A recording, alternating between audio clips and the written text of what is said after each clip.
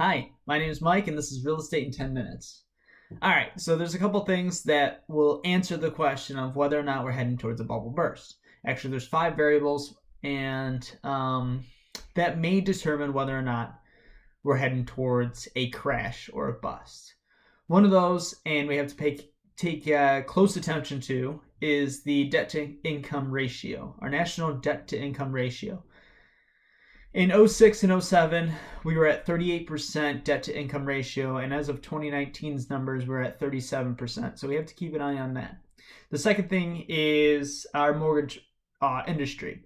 Our mortgage industry is at $10 trillion, or it makes up $10 trillion. The feds own or have bought and sold $2 trillion worth of that. So it's a third. That's the most in American history. So essentially, a lot of critics right now, or a lot of economists are saying that it's being propped up. So our mortgage industry is being propped up. So the third thing is we're hitting record highs.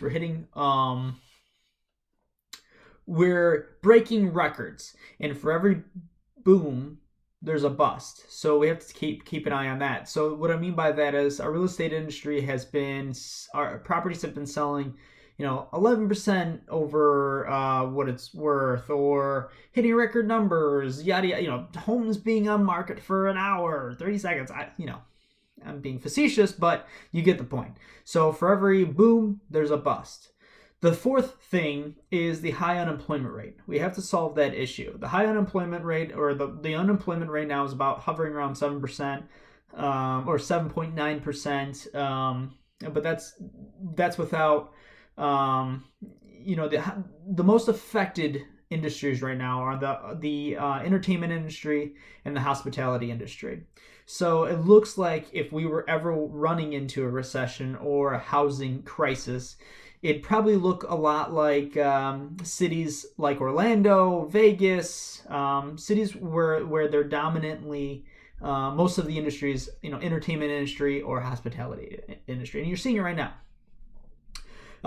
The fifth and final variable is that CNBC just reported back in August that the 32% of Americans were delinquent on their mortgage. 32%. So you have to pay attention that the short answer is that if there's a bunch of foreclosures, there's a housing crisis, right? It decreases. So if one home on a block is foreclosed, it does affect the rest of those homes. Stating that kind of leads me to my next point, and this kind of takes us away from those five variables into possible scenarios and solutions. And this is based off of a lot of research from researching with other analysts, economists, other professionals. So knowing and understanding history is very important. They always say history repeats itself, maybe, but it sure does rhyme. And that's the most important part. So in '06 and '07, or actually, no, '04 through '07, you saw one of the reasons why we've learned a lot because of the recession. Okay, and stating there's a lot of variables that go into whether your home or whether a home down the street will be affected by what's going on in Orlando, for instance. It's apples and oranges. It turns into that because there's a lot that goes into a local market. It's job availability, it's desirability, it's inventory, it's the local economy, it's the national economy, it's the national job market. There's a lot that goes into just whether or not the home next door to you will sell or not sell. Stating that information is we've learned a lot of lessons from our last recession.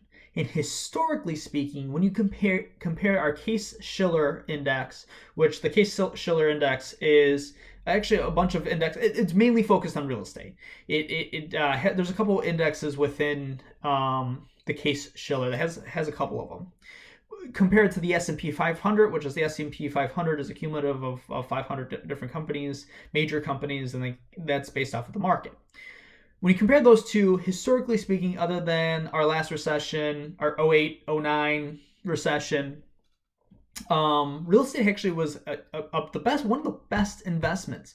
It kept up with inflation, and I'll talk about inflation in a little bit. In terms of when the S&P market drops, the real estate market, the price of your home was very consistent or even keeled. So it was actually it's a great way, and I'm not going to say the stereotypical real estate realtor question or answer. It's a great time to buy and sell, but as a buyer, it's a good reason to buy right now. Is because actually, or anybody to just buy right now is because it actually eats or combats inflation. It's a great way to park your money. Now, this is a 10 to 20 year play. This isn't a buy and flip scenario right now. I strongly suggest that you shouldn't be buying and flipping a home within 5 years. That it's not a good move right now just because you're buying at such a premium, and you may not see that investment, your return on investment over the next 5 years. I think this is a 10 to 20 year play. You might have to park your money within the 10 and 20 years just to see what's going to go on within inflation. And I'll talk about inflation in just a few minutes. But historically speaking, if you look at the Case-Shiller and the S&P 500, again, the Case-Shiller shows that real estate market has been very consistent. And so that's one of the interesting things. Now, in terms of inflation, actually, the Fed's a month ago, I think I wrote this report, or I may have done a video on this, is that the Feds were going to keep inflation around 2%. So let's say, for instance, your mortgage, let's just say, for simplistic sake, was at 3%. Inflation is at 2%. Your net cost on a home would be 1%.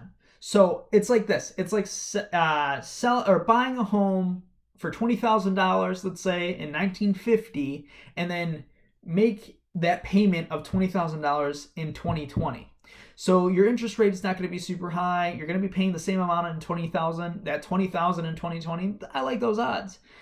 That's the reason why you have such a low mortgage rate right now, is because 2.8, 2.5 I'm hearing around for a 30-year fixed, because it's a great time right now to park your money, to put that long-term investment. Again, it's a 10 to 20 year investment right now.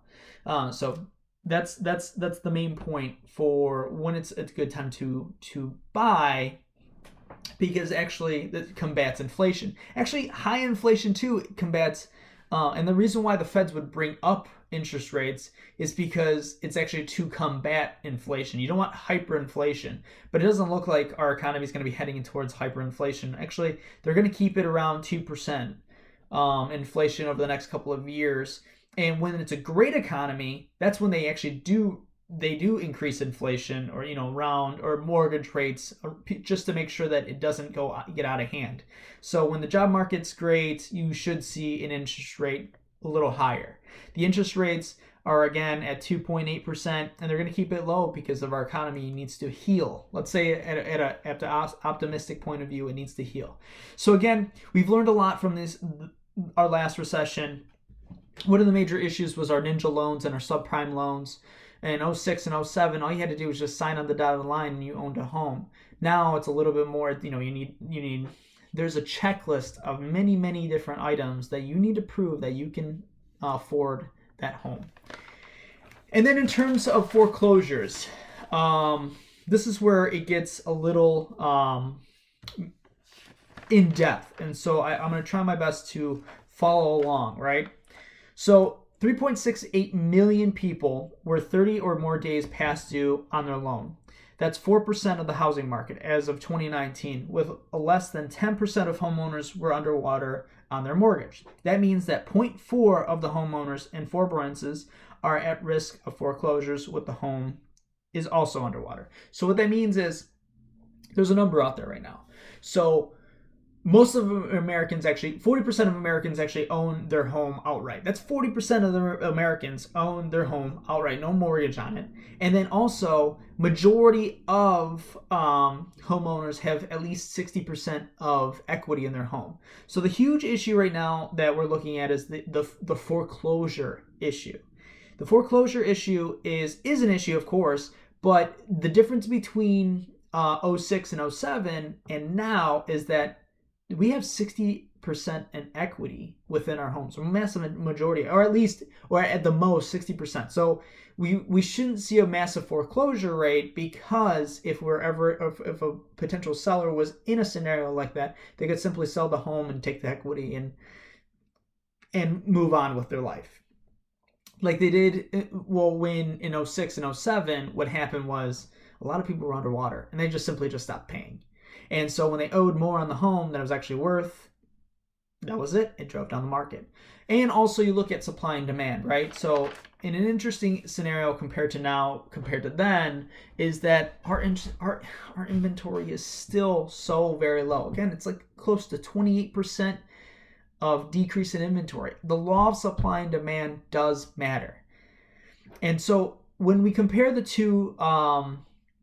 two issues, we have the 07-08 recession to now, and at least if I can add any sort of analysis to this, is that yes, our debt to income ratio is pretty high.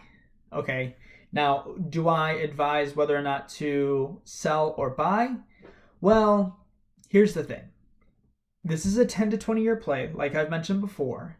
And the major Achilles heel for us, or maybe not the Achilles heel, maybe the more severe industry right now is the commercial industry. They said close to 20% of the commercial retail side is delinquent on their loans, on their mortgages, their loans, let's just say. So that's one of the major issues. And then also, I want to make sure this is a super important part, is that nobody can predict the market. There's so many different variables of what's going on. And if I had to say, or if I had to make a prediction, first of all, I wouldn't.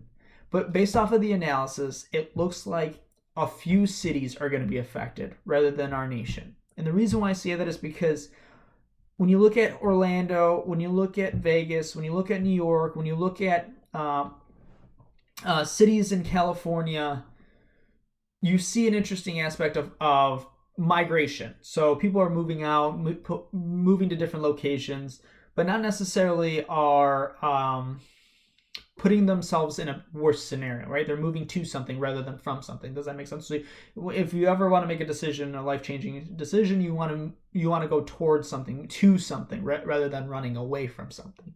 So that's the interesting aspect.